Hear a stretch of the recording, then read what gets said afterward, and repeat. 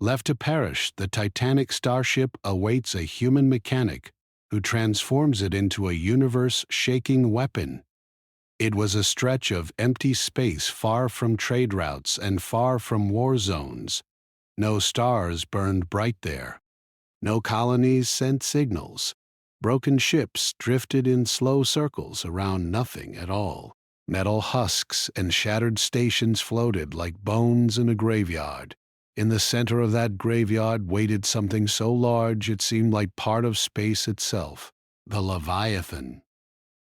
It was longer than some moons were wide. Ha! Its hull was dark silver, scarred by old blasts and deep cracks. Whole sections were black and cold. Other parts still gave off a faint glow, like dying embers under ash. Huge spires rose from its back. Rings as wide as cities circled its center. Silent weapon towers faced every direction. For 20 years it had drifted there, left behind after a war that most young species only read about in data archives. The alien coalition that built it had called it their shield and their sword. When their enemies pushed too hard, they had unleashed the Leviathan. And when the ship's core began to fail, they had sealed it and fled. They had locked its systems behind codes and living circuits that only their kind could control. Then they had placed warning beacons around the sector. Do not approach. Do not salvage. Violation will be met with force. Most species listened. Humans did not always listen. The small salvage ship Atlas slipped out of warp at the edge of the silent reach. Its engines hummed low. Its hull was patched in many places. It was not a warship. It was not even new, but it was stubborn, like the people inside it. On the bridge, Captain Lisa Grant leaned forward in her chair and looked at the main screen. "There it is," she said softly. The Leviathan filled half the display. Jake Turner let out a slow whistle from the pilot's seat. "That thing's not a ship," he said. "That's a floating continent." Maria Brooks was already working at her console, her fingers moving fast over the keys. Lines of alien script scrolled down her screen. "Signal beacons are active," she said. "Same warning as always. Ah. Coalition claim, restricted zone." From the back of the bridge, Ethan Cole stepped closer to the screen. He was not tall, and he did not look special. His brown hair was always a little messy. There was always a smudge of grease on his hands. He wore a tool belt even when he did not need to. But when he looked at broken machines, his eyes changed. They sharpened. "Restricted," he said quietly. "They left it here for 20 years. If they cared that much, they would have fixed it." Lisa kept her eyes on the drifting giant. "They said the core was unstable," she replied. "They said it would tear itself apart. And yet," Ethan said, "it's still there." The Atlas moved closer at slow speed. Debris drifted around them. Broken cruisers, snap fighter craft, pieces of hull plating large enough to crush cities. Maria frowned at her readings. "I'm picking up faint energy inside the Leviathan. Very low. Almost asleep." Jake glanced over his shoulder. "Asleep things wake up." Ethan smiled a little. "Exactly." Lisa turned her chair to face him. "Ethan," he met her eyes. "We are not a Navy fleet," she said. "We are not heroes. We are a salvage crew with one decent engine and a loan to pay back." "That ship out there started a war and ended it," Ethan said, "by almost destroying itself." He stepped closer to her console and brought up the scan results. "Look at this. The core isn't shattered. It's locked down. They're not random damage. They're not random damage. Huh, they're fail-safes. Someone shut it down on purpose. Maria leaned over to study the data. He might be right, she admitted. The power lines are cut in clean segments, like doors closing. Lisa felt a slow weight settle in her chest. She had known Ethan for 6 years. She had seen him rebuild engines from scrap.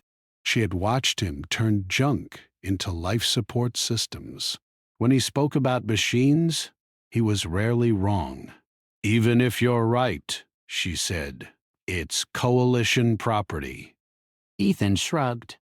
So is half the galaxy. Doesn't mean they're using it. Silence filled the bridge. Outside, the Leviathan drifted closer, larger, more detailed. Cracks in its hull looked like canyons. Shattered weapon mounts hung like broken towers. Jake broke the silence. If we dock and the coalition shows up, they'll call it theft. We won't steal it, Ethan said.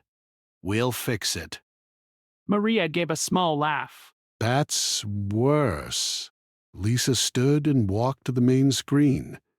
She studied the dark lines of the giant ship. Humanity had only joined the wider galaxy 30 years ago. They were still seen as new, rough, too direct. They had few warships compared to the older powers. They traded, they mined, they salvaged. Dad survived. She thought about the death notice waiting in her private inbox. Dad broke up. She thought about the colonies that struggled against pirate raids. She thought about how often humanity had to ask stronger species for protection. How close can you get us? She asked Jake.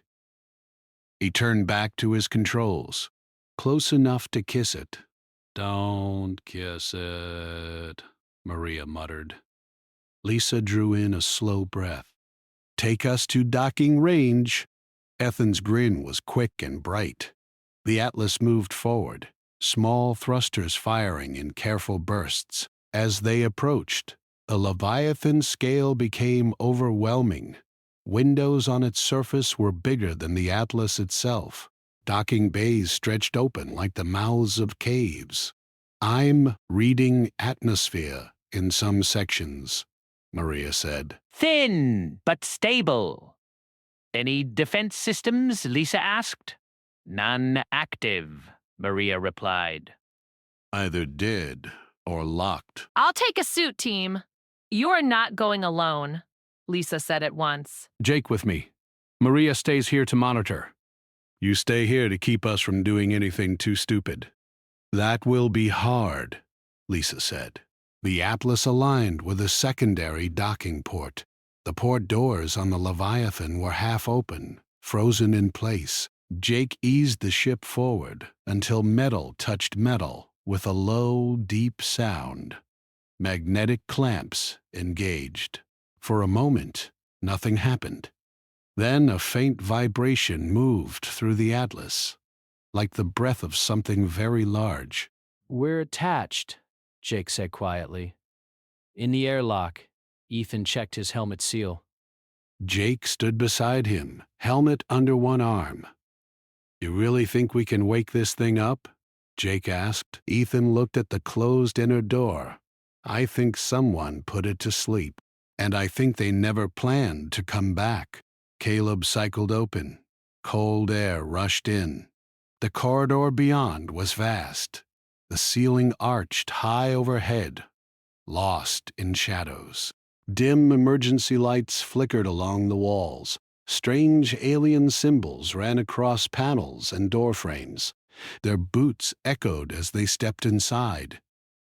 Feels like walking into a cathedral, Jake said. Or a tomb, Ethan replied. Maria's voice came through their comms. Your life signs are steady. Atmosphere's thin, but safe with suits. Power readings still low. Ethan moved to the nearest wall panel. It was smooth and grown from some metal that looked almost organic. He pulled a handheld scanner from his belt and ran it across the surface. Systems are in layered shutdown, he said. not burned, not melted, just paused. Ships don't end wars, Jake said. Ethan knelt and opened a small maintenance hatch near the floor. Inside, bundles of fiber-like cables pulsed with faint light. He reached in carefully. Ethan. Lisa's voice cut in over comms. Do not touch anything you don't understand. That's most things, he replied calmly. His gloved fingers brushed one of the cables.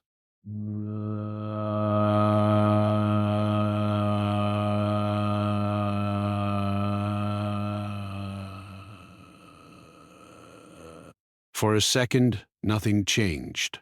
Then a pulse of light ran down the corridor walls. Jake stiffened. You see that? I see it, Maria said, her voice tight. Power spike detected. Very small. Ethan smiled inside his helmet. Hello, he whispered, far deeper inside the Leviathan. Something shifted. A dormant circuit completed. A signal moved across long dead pathways.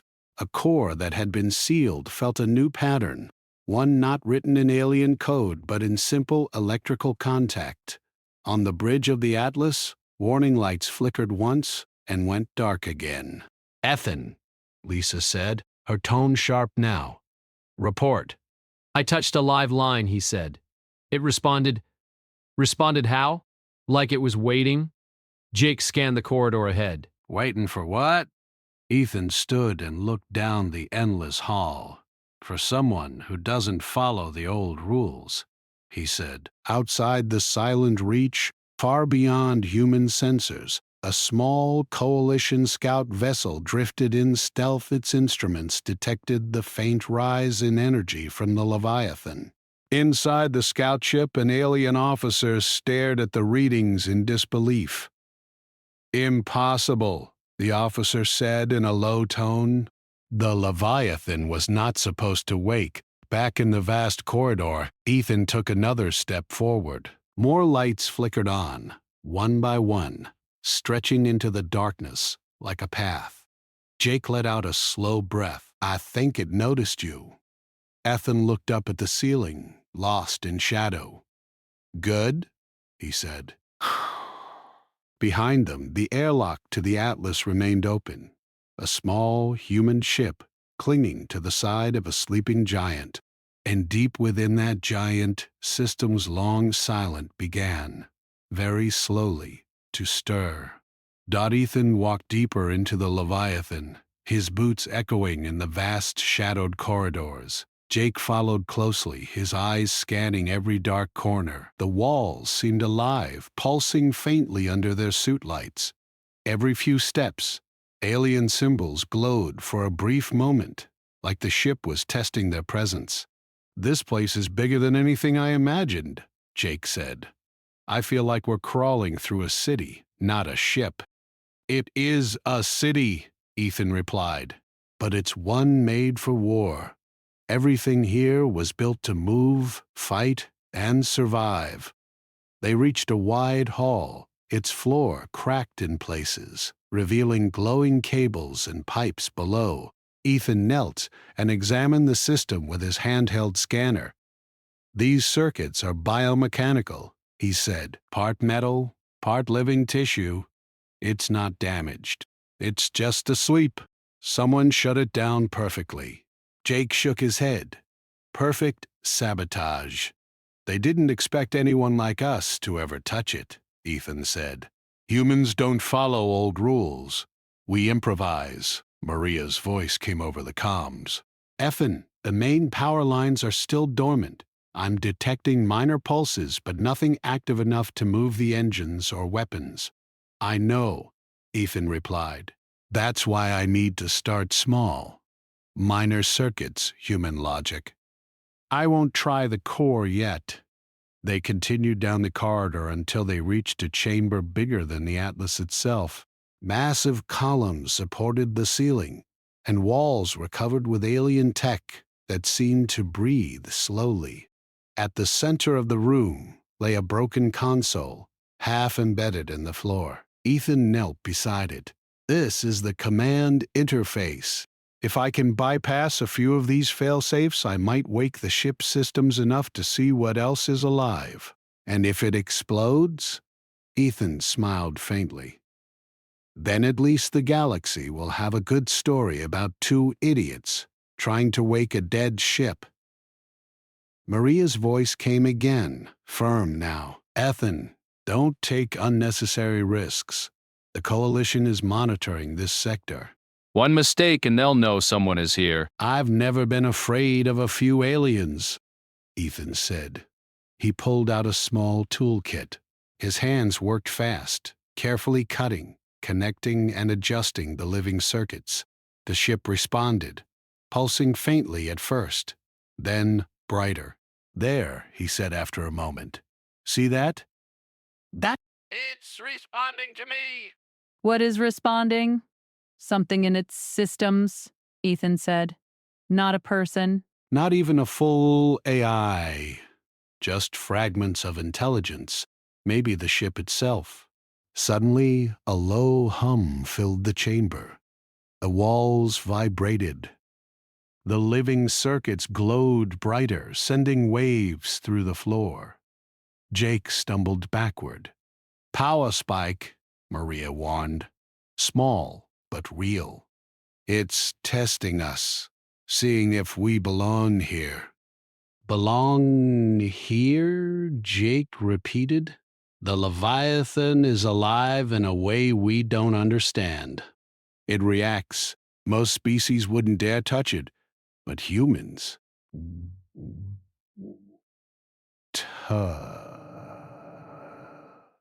They moved through the chamber, following corridors that twisted and rose like staircases in a cathedral.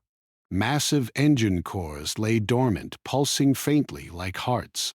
Some were cracked, some scorched, but all had traces of energy.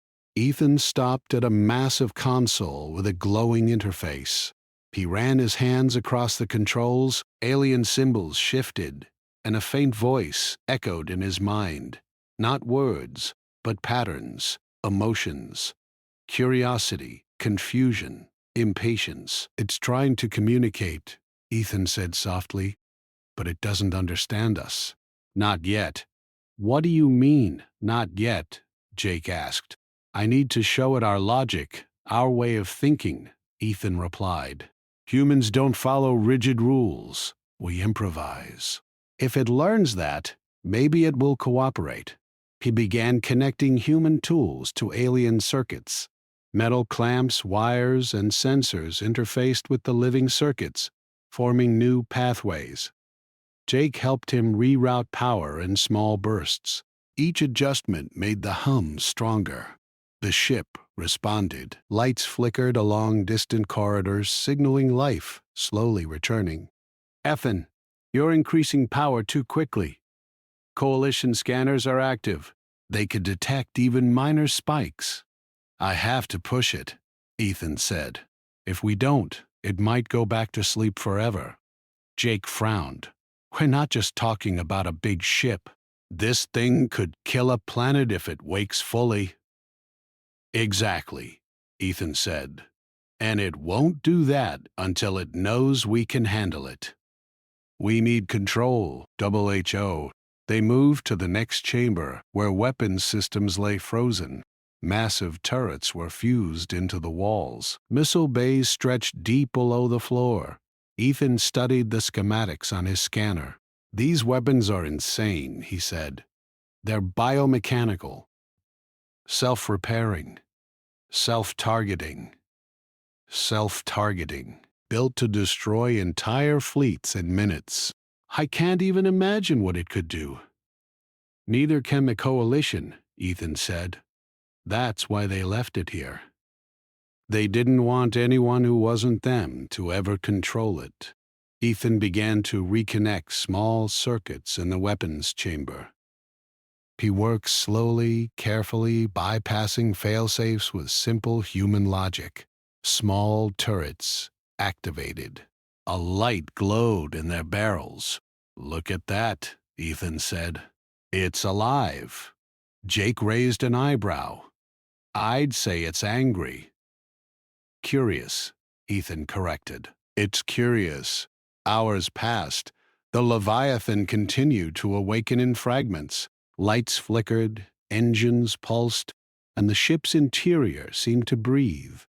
Ethan moved from one chamber to another, reconnecting circuits, rerouting energy. Jake helped, holding heavy panels and repairing mechanical parts.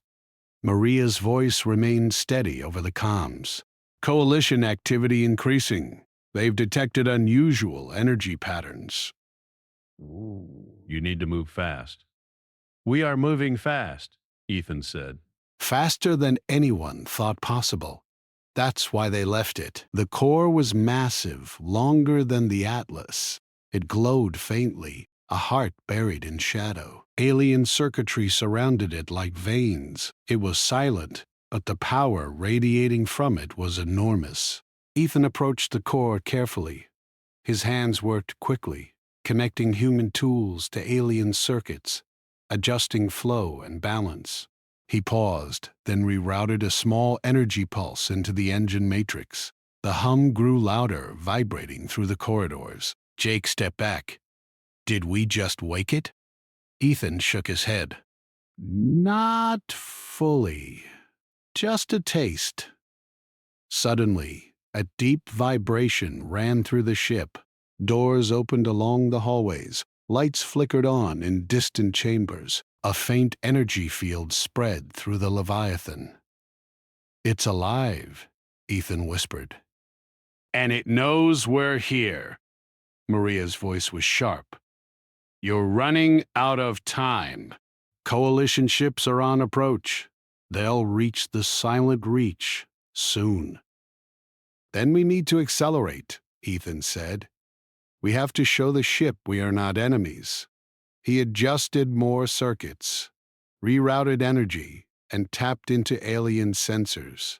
Slowly, the Leviathan began to respond, weapon systems aligned. Engines stirred, power cores glowed brighter. The ship was waking, but it was unpredictable. Alive, but not yet obedient. Jake looked around nervously. What if it decides we're threats? Then we're screwed. But humans have a way of surviving against odds that seem impossible. We improvise. As they moved through the Leviathan, more systems responded. Alien doors opened, revealing control rooms, docking bays, and hidden storage. Some compartments contained supplies left by the aliens. Others contained weapons they had never seen. Maria monitored every system. Ethan, the core is stabilizing. The ship is responding to your logic. You're actually controlling part of it. Part of it, Ethan corrected. Not all. The main intelligence is still asleep, but it's aware. They reached a massive observation deck overlooking the ship's front. The view was breathtaking. Stars streaked past, distant debris floating like frozen fireworks. The Leviathan's scale was overwhelming. Jake shook his head. We're really doing this. We're inside a dead alien warship, waking it up. Not dead, Ethan corrected. Sleeping. And if we do it right, it will fight for us, not against us. The ship shivered, as if in response. Corridors vibrated. Faint lights flickered along the walls.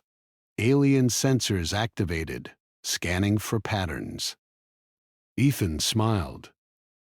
They were beginning to recognize him. Mariah's voice broke the silence. Coalition ships detected energy spike. They're coming in fast. You need to prepare for contact. Ethan nodded. Then we need to finish this first. We need to wake enough of the ship to defend ourselves. RNI, activating weapon circuits and connecting engines. Jake assisted, lifting heavy panels, adjusting stabilizers. The ship was waking in pieces, each part responding to human logic. Finally, Ethan stepped back. The hum of the Leviathan filled the corridors. vibrating through every panel. Lights pulsed rhythmically. Weapon systems aligned. Engines glowed with controlled energy. "We did it," Jake said quietly. "We actually did it." "Not fully," Ethan replied. "Just enough to survive." Maria sighed in relief.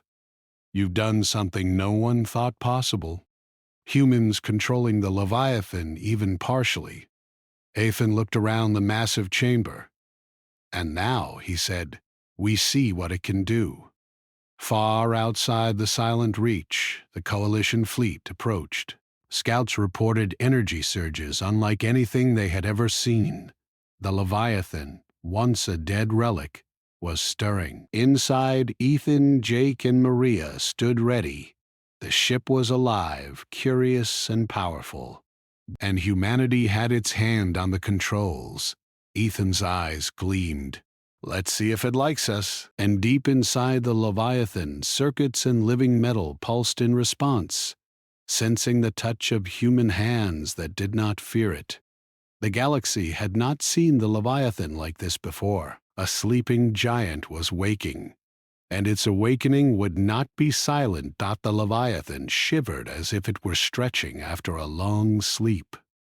Its engines stirred slowly, sending low vibrations through the corridors.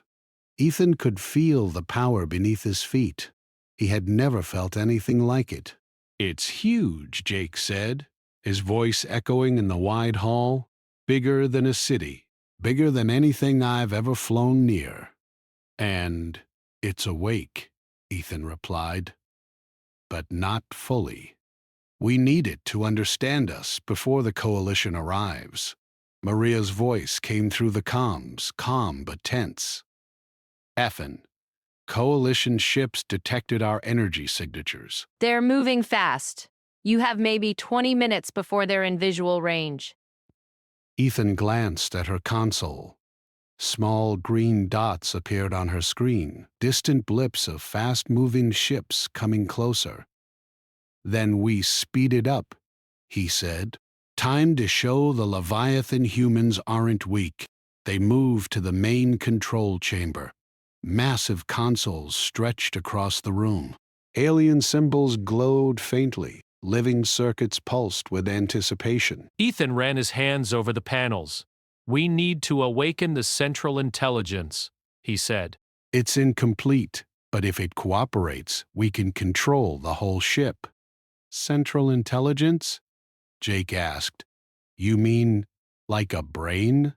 "The Leviathan isn't just a ship. It's alive in ways we don't fully understand. It thinks, it reacts, it can learn. Or at least it can, if we show it our logic." Maria monitor from the Atlas. Ethan, it's risky. Central intelligence was left fractured. It could reject you completely. "That's why I have to do it slowly," Ethan said. He opened a panel and revealed a complex tangle of alien circuits. Some were dead, some pulsing faintly. The air in the chamber felt heavier, as if the ship itself was watching. He began connecting human tools to alien circuits. Small power pulses traveled through the pathways. The ship vibrated in response. Alien symbols on the consoles shifted, as if reacting to his touch. Jake held a panel in place. "You really think this thing will cooperate?" "I have to think it will," Ethan said. "No other way. Either it learns us, or we're just sitting inside a coffin." Suddenly, the hum of the ship grew louder. Corridors shook. Lights pulsed in rhythm with the energy flow.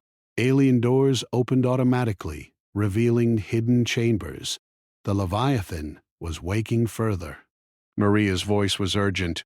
"Ethan, Coalition ships are near visual range. You need to hurry." "We're hurrying," Ethan said, sweat on his brow. He rerouted circuits, increasing the flow of power. Small turrets along the walls aligned, their barrels glowing faintly. Engines pulsed and energy fields shimmered along the hull. "It's responding to us," he said quietly. It's recognizing human logic. Jake glanced at the observation window. Distant ships appeared, sleek and fast. The Coalition fleet had arrived. Hundreds of cruisers and fighters glimmered in space, scanning the sector. "They see us," Jake said. "They know something's happening." "Good," Ethan replied. "They'll get a surprise." He adjusted more circuits, connecting sensors and weapon systems. Small energy pulses traveled across the ship, sinking turrets, engines, and defensive shields. The Leviathan responded as if it understood. Maria's voice came again, steady. "Ethan, sensors show the ship's defensive systems are online. Energy shields at 20%, weapons at 10%. Enough to test," Ethan said. "We'll see if it can fight." Jake frowned. "Fight? Do you mean attack?" "Not yet," Ethan said. "Defend first. Teach it control. Then we can think about offense."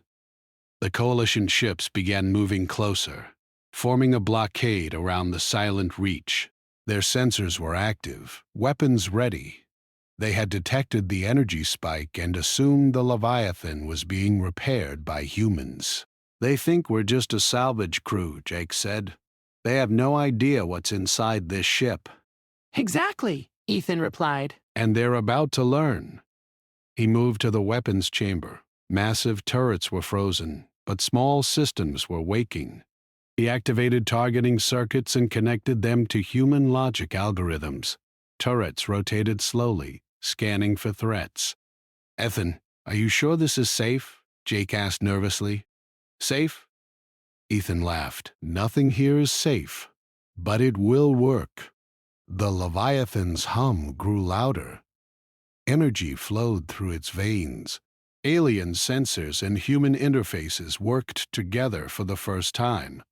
The ship was alive, aware, and ready. Maria spoke urgently. "Coalition ships are within range. Some are preparing to fire. Let's show them what humans can do," Ethan said.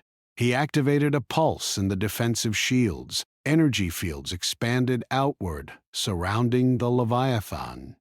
Small blasts from Coalition ships hit the shields and fizzled out. "Shields, hold!" Jake shouted. "They can't break through." Ethan smiled. "Told you." The core pulsed brightly. He adjusted energy flow, directing power to the engines. The Leviathan moved slightly, enough to shift its massive weight.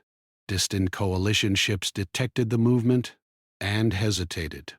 They didn't expect it to move, Jake said. "I can see it in their sensors."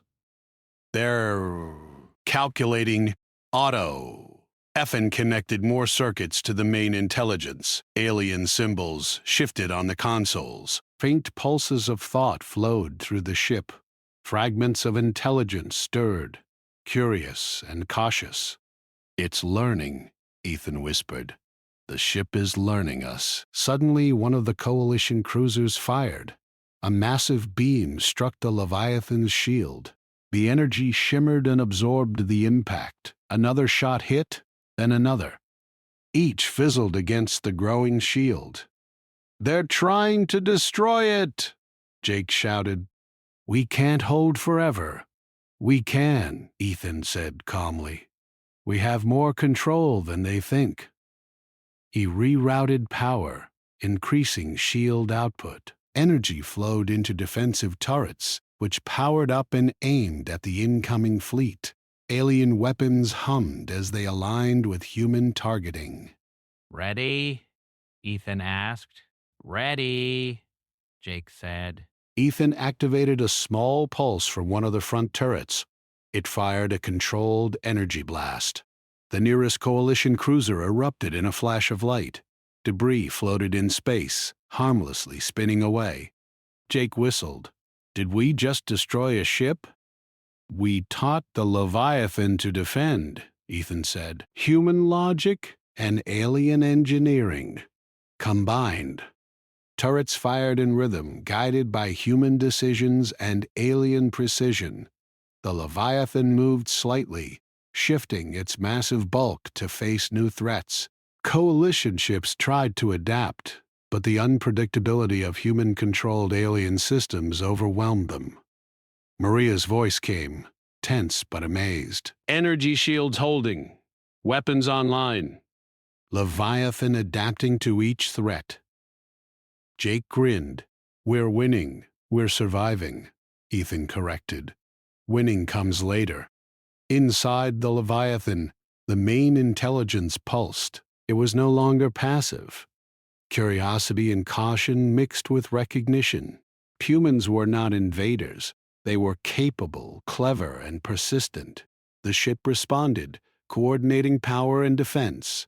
Coalition ships began to retreat. They had expected a slow, predictable human salvage attempt. Instead, they faced a living warship, partially human-controlled, fully alive. They're pulling back, Jake said. They don't want to fight this thing. Good, Ethan said, but they'll be back if they survive, and we need more control before then. He moved back to the Central Intelligence Interface. More circuits lit up, recognizing human logic. The ship's systems responded faster, engines more stable, weapons ready at all times. It's learning, Ethan said. Learning faster than we can imagine. It understands improvisation. Jake laughed. Human touch, right? Human survival instinct, Ethan corrected.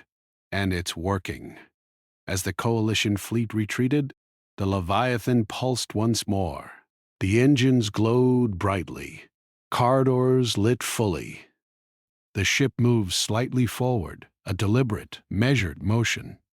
It was no longer asleep. It was awake, aware, and beginning to trust humans, her voice trembling with excitement. Effin, the Leviathan's fully aware of your control. Energy levels stable. Defensive systems synchronized. Offensive systems primed. That's good, Ethan said. But now we need to go further. It's not enough to defend. We need to show it we can create strategy, plan attacks, anticipate threats. Only then will it follow fully. Jake raised an eyebrow. You want it to fight? I want it to be ours, Ethan said. But safely. Humans first, ship second. It follows if it learns the logic.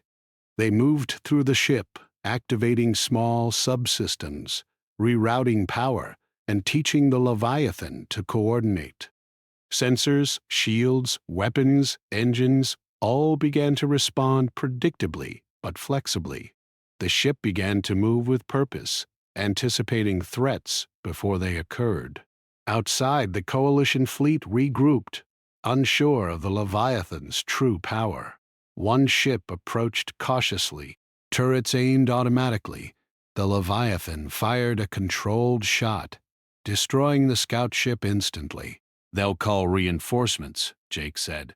More of them will come. Then we'll be ready, Ethan said. The ship is learning, and so are we. They underestimate humans. Always. The Leviathan shifted again, engines glowing bright, weapons aligned, sensors scanning the empty space around. Humans had done what no other species dared. They had woken a sleeping giant. Ethan looked around at the massive chamber. He could feel the heartbeat of the ship, slow but steady. It was alive, aware, and ready to follow human logic. We did it, Jake said quietly. We're controlling it. Partially, Ethan corrected. Fully soon. Just give it time. The Leviathan is learning what it means to have humans inside it. Outside, distant stars glimmered. Coalition ships were retreating. The Silent Reach, once a graveyard, now held the galaxy's most powerful warship, alive and under human influence. This is just the beginning. Deep inside the Leviathan, circuits pulsed with awareness. The ship recognized humans as partners, not threats. It was awake, and it was ready to act. And humanity, small and underestimated, had taken control of a weapon that could shake the universe. The Leviathan glowed under the faint starlight. Its massive engines pulsed with controlled energy, casting light along the corridors like a slow heartbeat. Humans had taken hold of the ship, and it responded. Every system, from weapons to shields, now followed human logic, but with alien precision. Ethan stood in the central control chamber. His hands hovered over the interface, fingers ready to adjust power flow. The main intelligence, Orion, as he had begun to call it quietly, pulsed with awareness. Fragments of thought, curiosity, and learning raced through its circuits. It was alive, but it listened. "We have full control now," Ethan said quietly. "It recognizes us as allies." Jake leaned against a console, scanning the view screen. Distant Coalition ships were approaching again, but this time they were cautious. "They've learned what we did to their scouts," he said. "They're holding back." "Good," Ethan replied. "We need them to hesitate. Hesitation is a weapon we can use." Maria monitored sensors from the Atlas. "Ethan, all systems are stable. Shields at 80%, weapons at 50%, engines primed for maneuvering." "Leviathan is fully awake." Ethan smiled faintly. Let's see what humans can do with a ship like this." He began activating the weapon systems. Massive turrets rotated slowly, scanning the approaching fleet. Missile bays opened, revealing dark tubes as large as small buildings.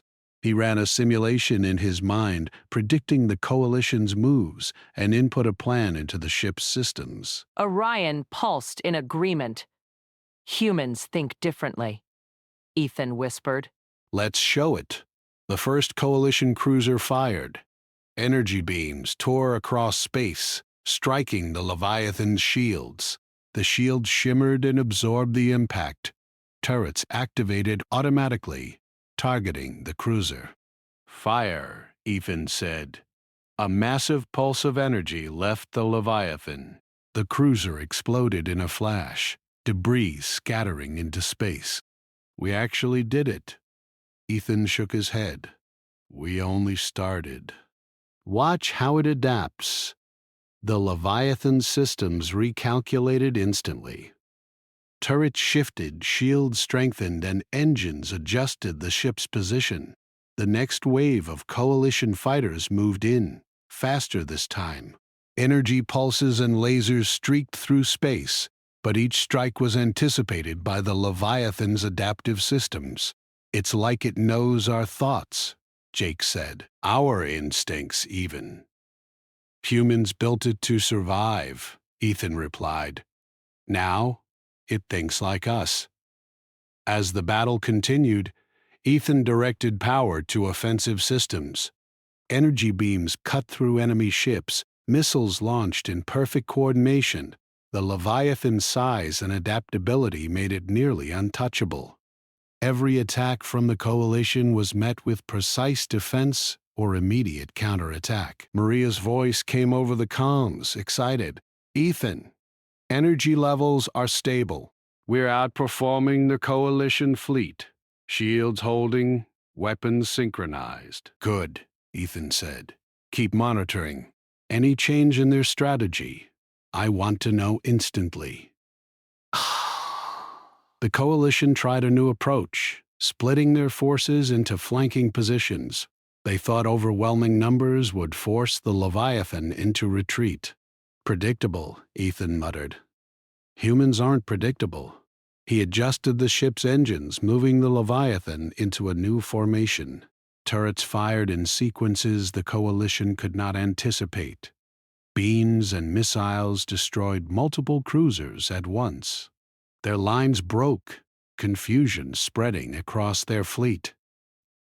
Jake laughed in disbelief. "They didn't see that coming, no one could." Ethan nodded. "That's why we survive. Humans adapt, and now this ship does too." Orion pulsed faster with each system adjustment. Its circuits hummed with learning.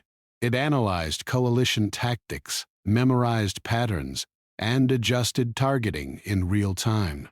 It was no longer a ship obeying commands. It was a warship thinking in a human-alien hybrid way. As the battle progressed, Ethan moved through the control chamber, adjusting minor systems, rerouting power to critical weapons, and fine-tuning shields. The Leviathan responded instantly. The ship's hum was now a steady, powerful rhythm, a heartbeat synchronized with its human crew. "We've turned a sleeping giant into the deadliest weapon in the galaxy," Ethan whispered. "And it listens to us." Jake grinned. And we didn't even break a sweat. Yet, Ethan corrected, there's always more work. One of the remaining coalition flagships tried to escape, retreating toward a distant warp gate. Ethan noticed it immediately. "Not on my watch," he said. He activated a targeting sequence. The Leviathan's turrets rotated, following the ship's path. A focused energy beam struck the flagship. It exploded in a brilliant flash, leaving nothing behind. "They'll think twice before chasing humans again," Jake said. "Good," Ethan replied. "But our job isn't done. We need to make sure this ship can operate independently if we're gone." He began working with Orion's core, teaching it more advanced patterns. Predictive targeting, adaptive shields, coordinated engines. Ethan combined human logic with alien design. Every system learned faster, becoming more efficient with each adjustment. Maria's voice was steady. "Ethan, coalition activity is dropping. They're retreating. The sector is ours for now." "Then we need to use this time wisely," Ethan said. "Orion, let's expand your understanding. Anticipate threats. Act without direct commands. Humans guide, but you lead when needed." Orion pulsed brightly, circuits glowing faster than ever. It recognized the logic, the purpose, the trust placed by humans. The Leviathan moved forward under its own control, engines powerful, weapons aligned, shields fully active. Jake looked out the observation window. "This is insane." "I can't believe we're inside this thing, controlling it. Humans always surprise the galaxy," Ethan said. "We survive. We adapt. We improve." They moved through the Leviathan, checking every system. Cargo bays, engine cores, weapons chambers, all were now active and learning. Minor repairs and adjustments Ethan and Jake had made allowed the ship to function like it had never functioned before. "We've turned a relic into a living fortress," Ethan said, "and it's learning faster than any of us expected." Maria monitored the sensors closely. "There's something else, Ethan. Readings show multiple Leviathan-class ships buried across the galaxy. Prototypes abandoned." Waiting. Ethan's eyes widened. "Do. You're saying this isn't just one ship?" "Exactly," Maria said. "If humans can do this again, imagine an entire fleet of these ships under human logic." Jake whistled. "The galaxy wouldn't know what hit it. That's why we start small," Ethan said. "One ship, one step. The rest can follow later." The Leviathan pulsed with energy, engines glowing bright. The ship's systems were fully operational, adaptive, and responsive. Weapons could strike with precision, shields absorbed immense energy, engines maneuvered the massive ship with surprising agility. Ethan moved to the observation deck. He looked at the retreating coalition fleet. Small vessels fled toward warp gates, while larger ships fell behind, broken by the Leviathan's controlled strikes. "They've learned a lesson," Ethan said quietly. "Never underestimate humans." Jake stood beside him, eyes wide. "We changed the game. We did more than that," Ethan said.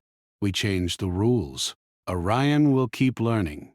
It will become smarter, faster, and stronger. Humans taught a machine to think like us. No one else has ever done that. Maria's voice came softly through the comms. The silent reach is no longer silent. We've awakened a giant, and it's ours. Ethan nodded. Yes, ours. And now the universe has to pay attention. They moved back to the central control chamber. Ethan watched the hum of Orion's circuits, now steady, powerful, and responsive. He felt a deep sense of awe. A ship that could destroy fleets now thought, learned, and adapted. And humans were at its heart. We've survived this day, Jake said. We've beaten odds no one thought possible. Not beaten, Ethan corrected. We've begun. The Leviathan is alive. The galaxy will never be the same. Outside, stars streaked past. Coalition forces had retreated. Systems across the sector began detecting the Leviathan's energy signature, aware that a new power had arisen. A sleeping giant, once abandoned, was now alive under human guidance. Ethan looked at the bridge monitors, at the glowing turrets, humming engines, and active shields. This is just the beginning, he said. One ship, one step, one lesson. Humans survive by taking what others leave behind. And improving it. And the galaxy won't forget it. Maria added softly, and this is only the start. If we awaken the others, the galaxy will have to learn to respect humans. Fast. Ethan nodded, his hands hovering over the controls. The Leviathan pulsed with power, alive and aware. It was ready to follow, ready to fight, ready to defend, and ready to change the balance of the galaxy forever. Deep inside, Orion pulsed, recognizing the humans as partners, not masters, as guides, not threats. The Leviathan's heartbeat matched theirs. Together, they were unstoppable. Ethan whispered, "Humans do not follow the old rules. We survive, we adapt, and we conquer in our own way." The Silent Reach, once a graveyard of abandoned ships, now held the most powerful warship in the galaxy. And humanity, small, underestimated, and clever, had claimed it. The Leviathan moved forward, engines blazing, weapons aligned, sensors scanning. The universe had never seen anything like it. A sleeping giant had awakened, and it carried the minds and hands of humans at its core. And with that, humanity's story in the stars was just beginning.